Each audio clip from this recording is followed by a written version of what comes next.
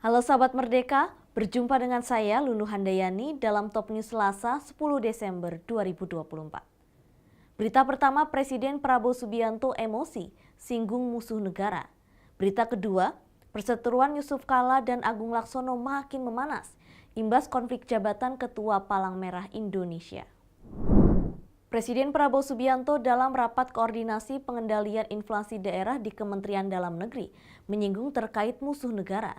Kepala negara mengingatkan pentingnya menjaga persatuan dan kerukunan di tengah ancaman ketidakstabilan global.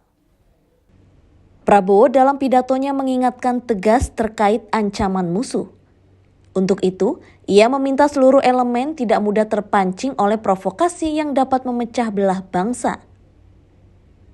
Prabowo pun menyampaikan optimismenya terhadap kemampuan Indonesia dalam menghadapi tantangan ekonomi dan global. Ia meminta semua pihak, terutama kementerian dan pemerintah daerah, untuk terus melanjutkan inovasi dalam pengendalian inflasi. Kan sebetulnya inflasi kita yang dalam kondisi sekarang saya kira sudah cukup bersyukur kita.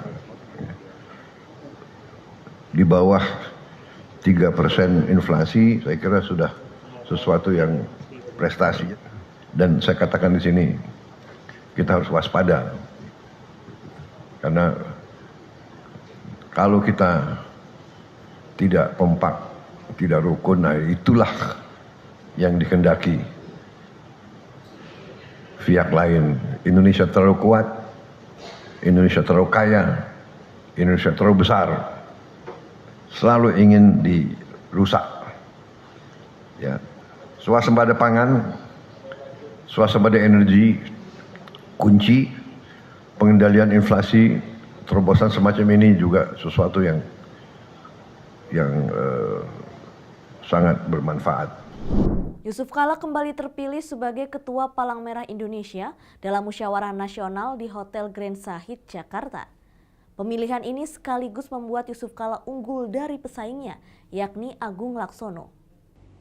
Dalam Munas, Yusuf Kalla mendapat perolehan suara lebih dari 50%. Sedangkan Agung Laksono mendapat perolehan suara kurang dari 20%. Menurut peraturan PMI, jika bakal calon yang memperoleh suara lebih dari 50%, maka calon tersebut berhak ditetapkan menjadi Ketua Umum PMI secara aklamasi. Namun sempat terjadi kericuhan ketika Munas tersebut berlangsung.